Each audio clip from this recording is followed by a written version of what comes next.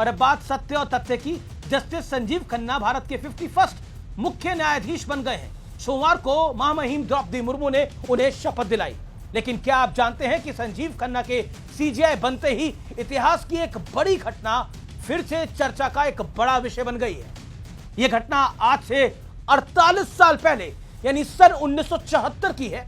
आरोप है कि तत्कालीन प्रधानमंत्री इंदिरा गांधी ने जस्टिस संजीव खन्ना के चाचा जस्टिस हंसराज खन्ना के साथ अन्याय किया था, क्योंकि इंदिरा गांधी ने उनके जूनियर जस्टिस मिर्जा हमीदुल्लाह बेग को देश के 15वां न्यायाधीश के तौर पर नियुक्त कर दिया था। माना जाता है कि जस्टिस हंसराज खन्ना के एक फैसले से इंदिरा गांधी इतनी नाराज हुई कि उन्हें उनके हक से वंचित कर दिया गया। दरअसल 25 जून 1975 को इंदिरा गांधी ने देश में आपातकाल लगा दिया था और नागरिकों के सारे अधिकार छीन लिए गए थे। एक साइन से हजारों लोगों को मीसा यानी आंतरिक सुरक्षा प्रबंधन कानून के तहत जेल में डाल दिया गया था।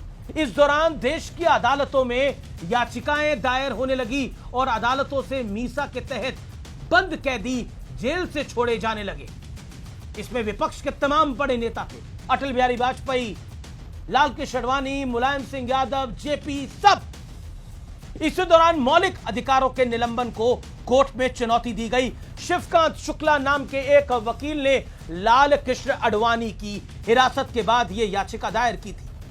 शिवकांत शुक्ला का तर्क था कि संविधान के अनुच्छेद 21 और 22 के तहत मिले अधिकारों का उल्लंघन हो रहा है।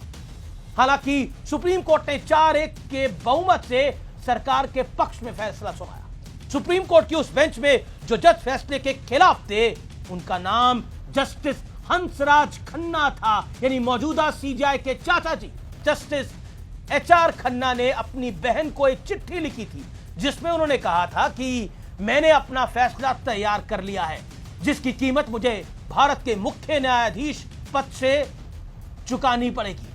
और हुआ भी कुछ ऐसा ही व्यूअर्स, क्योंकि जस्टिस खन्ना के जूनियर जस्टिस एचएस बेग को भारत का मुख्य न्यायाधीश बना दिया गया। जस्टिस बेग ने इस केस में न केवल इंदिरा गांधी की सरकार का साथ दिया था, बल्कि यहां तक कह दिया था कि राज्य मां की तरह कैदियों की देखभाल कर रहा है। सोचिए जरा, जस्टिस एमएच बेग को मुख्य न्यायाधीश बनाए जाने के बाद जस्टिस हंसराज खन्ना ने इस्तीफा दे दिया। इसके बाद शुरू होता है इत्तेफाकों का एक बड़ी सीरीज। ये इत्तेफाक की सीरीज बहुत बड़ी है, ध्यान से सुनिएगा, मेरा निवेदन आपसे।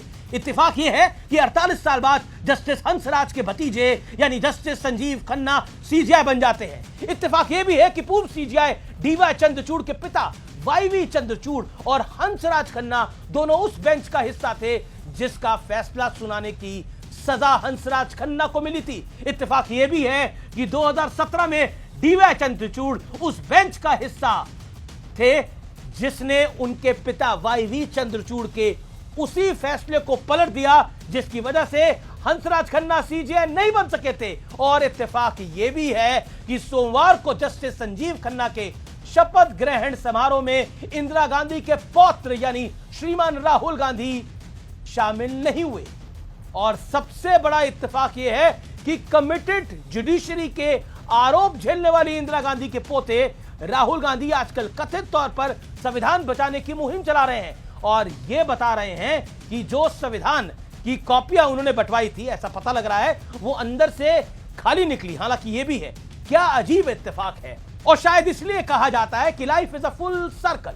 आज जो भी करो सोच समझ के करो, क्योंकि कल उसका पल लौटकर वापस आपके पास जरूर आएगा।